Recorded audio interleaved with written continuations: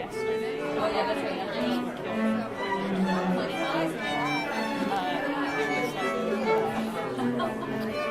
A really bad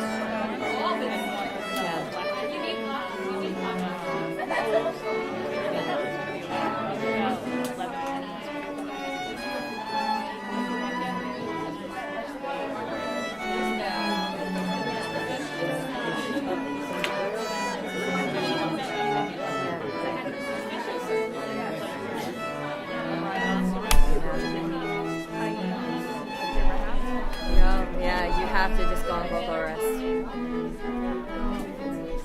Also, I swear it's an old-fashioned thing, but if you just boil a pot of water and throw a towel over your head and just breathe in that steam. Yep. I do that all the time.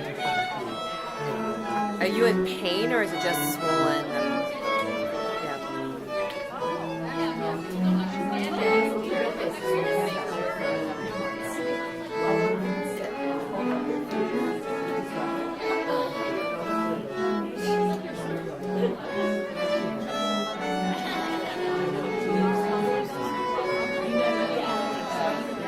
Well, in this profession too.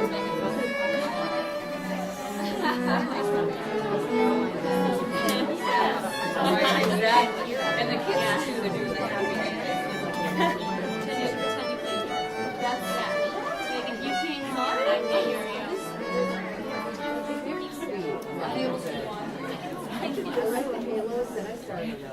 Okay, everybody, welcome back. First of all, a big round of applause to Angela Ma, Maggie Rolt, Emma Hayes, and Gavin Murphy, who gave up their time for this evening our instrumental.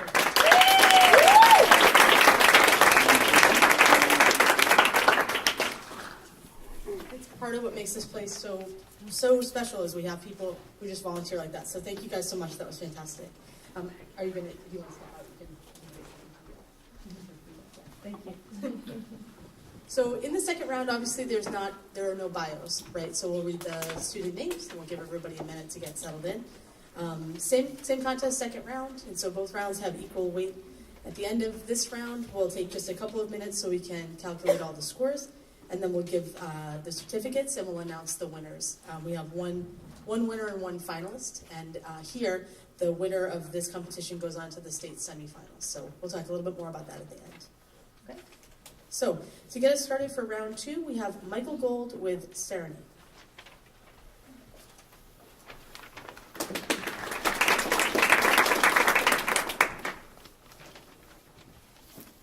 Serenade by Mary Weston Fordham. Sleep, love, sleep, the night winds sigh in soft lullaby. The lark is at rest, with the dew on her breast. So close those dear eyes that borrowed their hue from the heavens so blue. Sleep, love, sleep. Sleep, love, sleep. The pale moon looks down on the valleys around. The glow moth is flying, the south wind is sighing, and I am low lying with lute deftly strung to pour out my song. Sleep, love, sleep.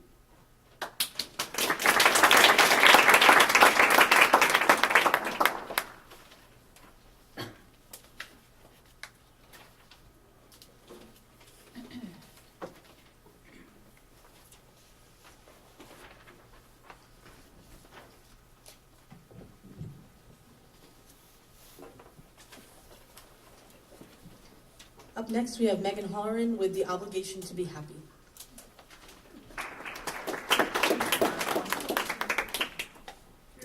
The Obligation to Be Happy by Linda Paston. It is more onerous than the rights of beauty or housework, harder than love. But you expect it of me casually, the way you expect the sun to come up, not in spite of rain or clouds, but because of them. And so I smile, as if my own fidelity to sadness were a hidden vice. That downward tug on my mouth, my old suspicion that health and love are brief relevancies, no more than laughter in the warm dark strangled at dawn. Happiness. I tried to hoist it on my narrow shoulders again, a knapsack heavy with gold coins. I stumble around the house, bump into things, only Midas himself would understand.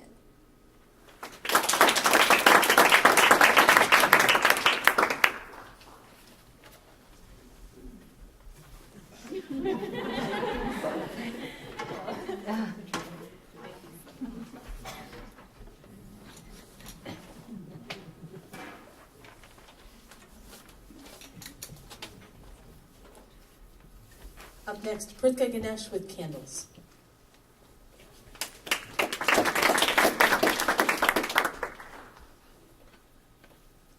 Candles by Carl Dennis. If on your grandmother's birthday you burn a candle to honor her memory, you might think of burning an extra to honor the memory of someone who never met her. A man who may have come to the town she lived in, looking for work, and never found it. Picture him taking a stroll one morning, after a month of grief with the want ads, to refresh himself in the park before moving on. Suppose he notices on the gravel path the shards of a green glass bottle that your grandmother, then still a girl, will be destined to step on. If, when wandering away from her school picnic, if he doesn't stoop down and pick up the mess with the want ad section and take it to a trash can. For you to burn a candle for him, you needn't suppose the cut would be a deep one. Just deep enough to keep her at home the night of the hayride, when she meets Helen, who's soon to become her dearest friend, whose brother, 30 years later, helps your father, your grandfather, with a loan, so his shoe store doesn't go under in the Great Depression. And his son, your father, is able to stay in school, where his love of learning is fanned into flames. A love he labors later to kindle in you. How grateful you are for your father's efforts is shown by the candles you've burned for him. But today, for a change, why not a candle for the man whose name is unknown to you? Take a moment and wonder whether he died at home with friends and family or alone on the road, on the lookout for no one to sit at his bedside and hold his hand. The very hand it's time for you to imagine holding.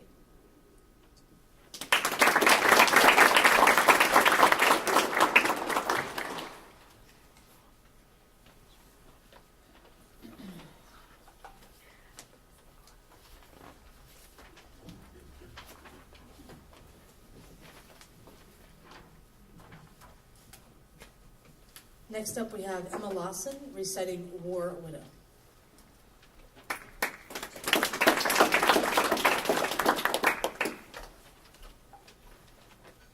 War Widow by Chris Abani. The telephone never rings. Still, you pick it up, smile into the static. The breath of those you've loved long dead. The leaf you pick from the fall rises and dips away with every ridge. Fingers stiff from time you trace.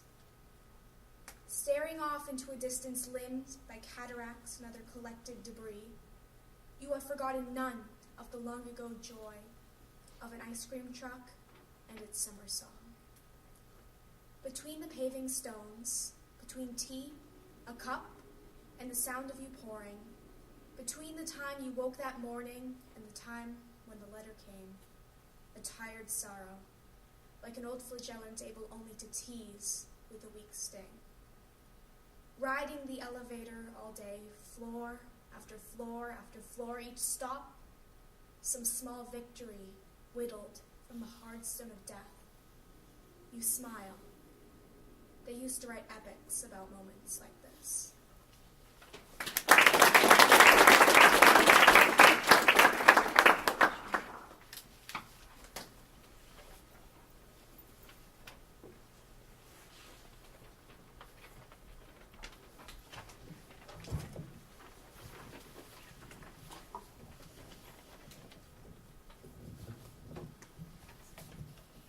That'll be the name.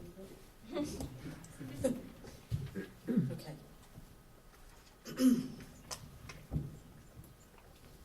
Here we go.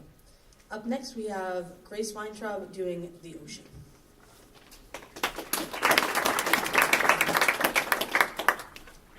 The Ocean by Nathaniel Hawthorne.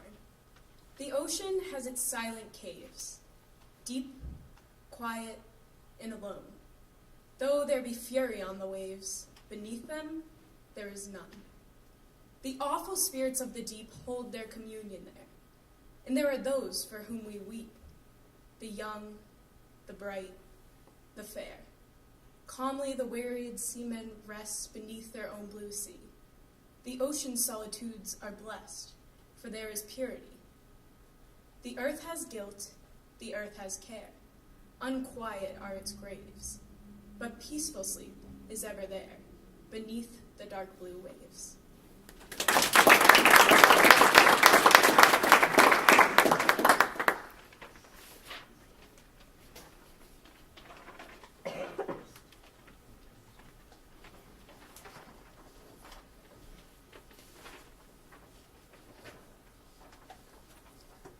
Up next is Aidan Marcus to recite Mr. Darcy.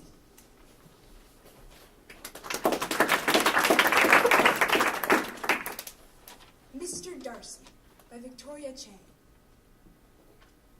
In the end, she just wanted the house. And a horse, not much more. What if he didn't own the house?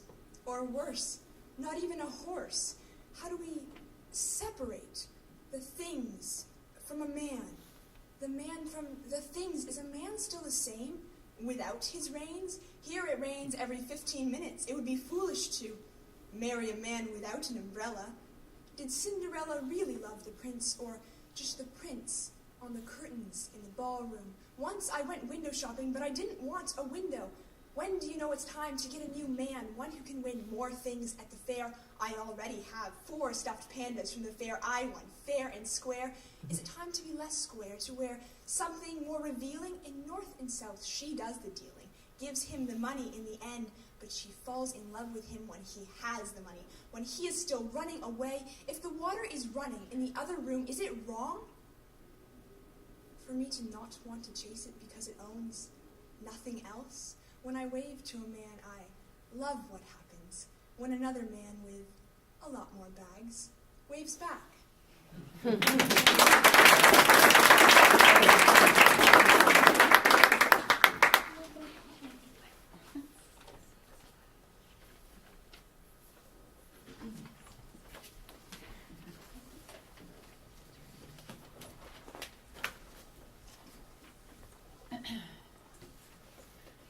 Up next is Nathan Simeon with After the Winter.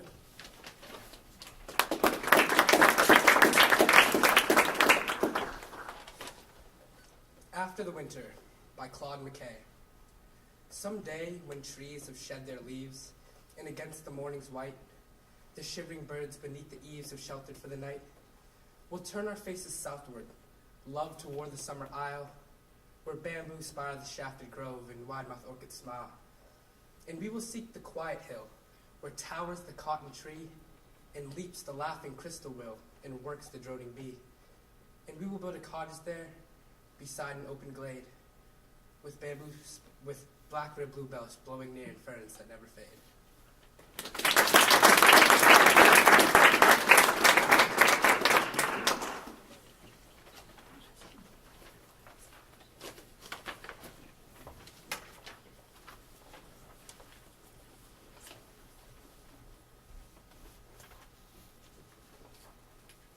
Next, we have Erica Hamilton reciting The Tiger.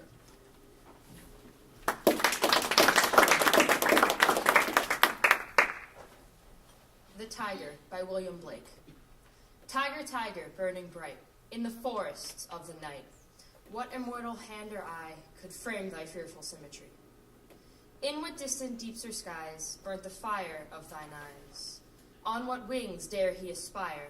What the hand dare seize the fire? And what shoulder and what art could twist the sinews of thy heart? And when thy heart began to beat, what dread hand and what dread feet? What the hammer? What the chain? In what furnace was thy brain? What the anvil, what dread grasp, dare its deadly terrors clasp? When the stars threw down their spears and watered heaven with their tears, did he smile his work to see? Did he who made the lamb make thee? Tiger, tiger, burning bright, in the forests of the night, what immortal hand or eye dare frame thy fearful symmetry?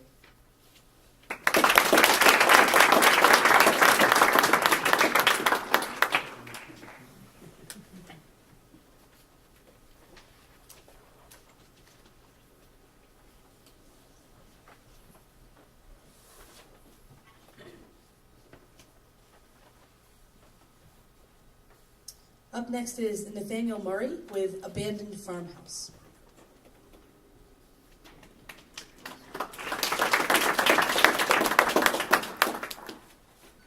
Abandoned Farmhouse by Ted Kuser.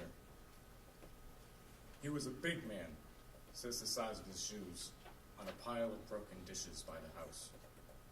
A tall man, too, says the length of the bed in an upstairs room.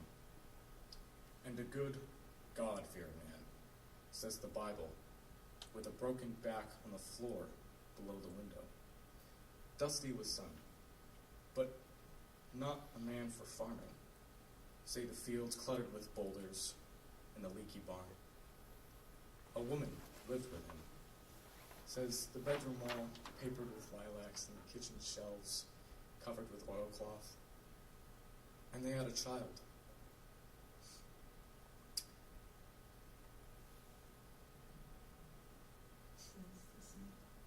Says the sandbox made from a tractor tire.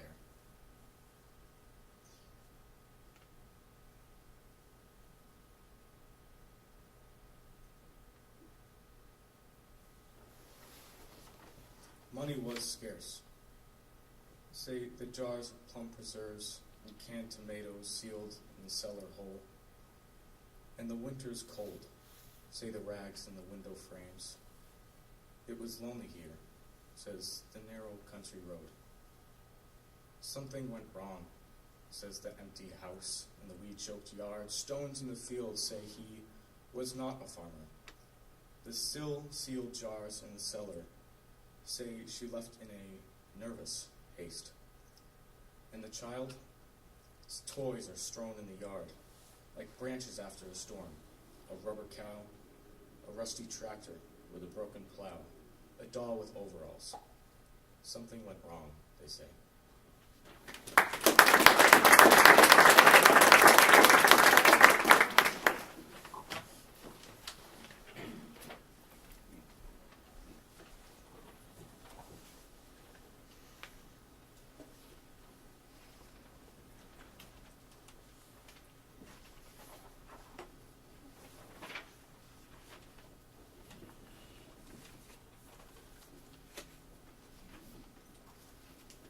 Up next is Diana Binney with Flaxman.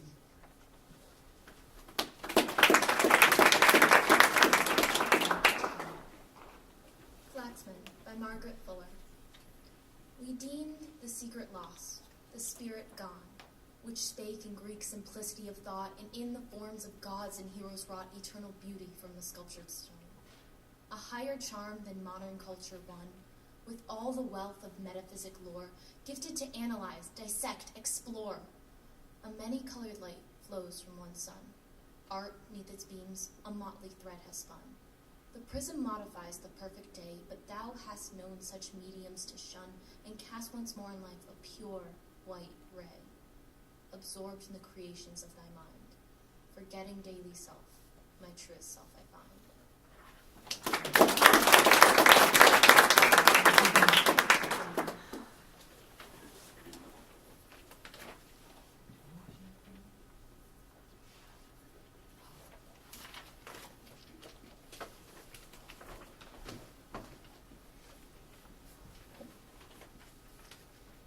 Up next is Anna Gaylor with Famous.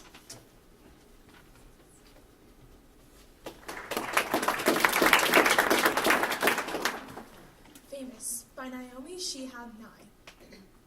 The river is famous to the fish. The loud voice is famous to silence, which knew it would inherit the earth before anybody said so. The cat sleeping on the fence is famous to the birds watching him from the birdhouse. The tear is famous, briefly, to the cheek. The idea you carry close to your bosom is famous to your bosom. The boot is famous to the earth, more famous than the dress shoe, which is famous only to floors. The bent photograph is famous to the one who carries it, and not at all famous to the one who is pictured. I want to be famous to shuffling men who smile while crossing streets, sticky children in grocery lines, famous as the one who smiled back. I want to be famous in the way a pulley is famous, or a buttonhole, not because it did anything spectacular, but because it never forgot what it could do.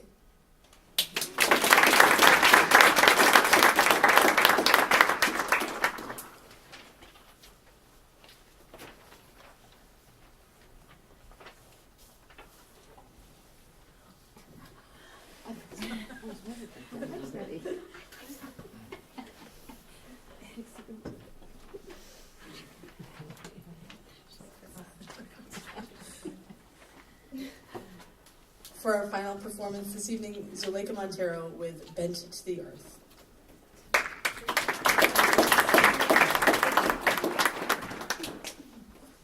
Bent to the Earth by Blas Manuel de Luna. They had hit Ruben with the high beams, had blinded him, so that the van he was driving full of Mexicans going to pick tomatoes would have to stop.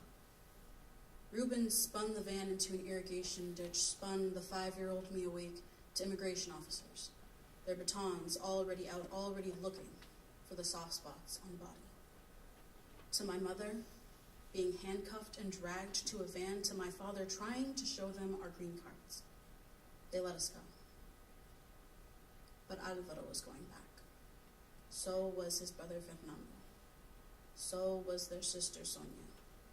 Their mother did not escape and so was going back. Their father was somewhere in the field and was free. There were no great truths revealed to me then, no wisdom given to me by anyone.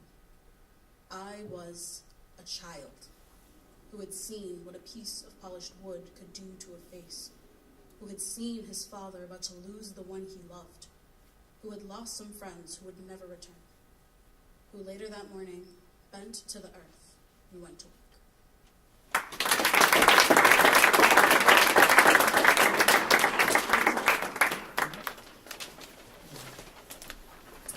So we'll have the opportunity to congratulate all of our contestants. We're going to take about 3 minutes and put everything together, and then we'll be back to announce everything. Feel free to help yourself to coffee and everything else before we finish up. Nice job, you guys. Come on back, everybody.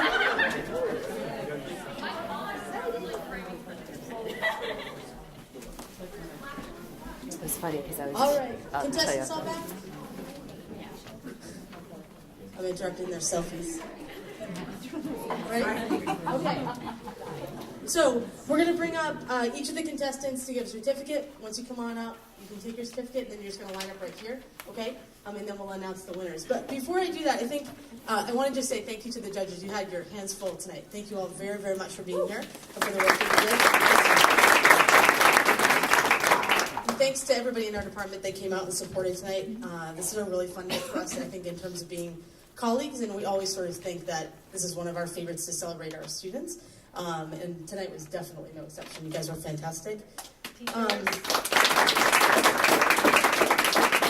And just finally, I'm a wife of an administrator, so I sort of get the feeling that my husband's out a lot for different events, and I think there's no place like this place when it comes to the support that we get from our admin.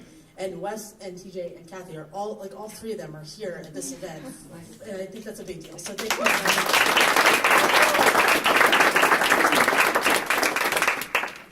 So here we go with the contestants one last time. Michael Gold.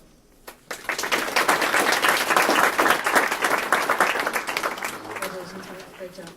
Megan Holleran. You can come on, stand up here, Michael. Megan Holleran. Krithka Ganesh.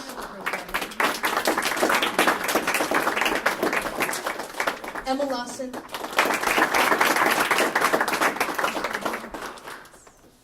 Grace Weintraub. Aiden Marcus.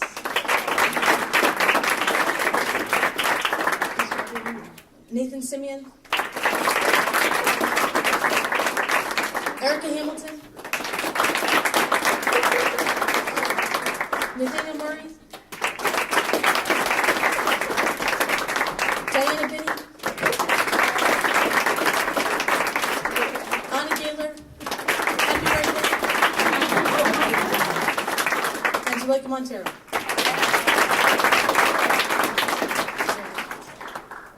So this was obviously a really competitive evening, and I would like to congratulate first our runner-up for tonight, Zuleika Montero.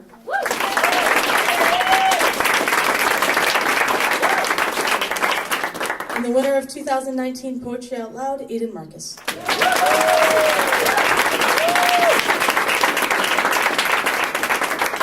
So Aiden will perform at down the Cape in March. We'll kind of send out some details about that. She'll be in the semifinals. And Zuleika is the runner-up, so if Aiden can't make it, Zuleika steps in her place. So congratulations to all of you. Thank you for a great night. Thank you for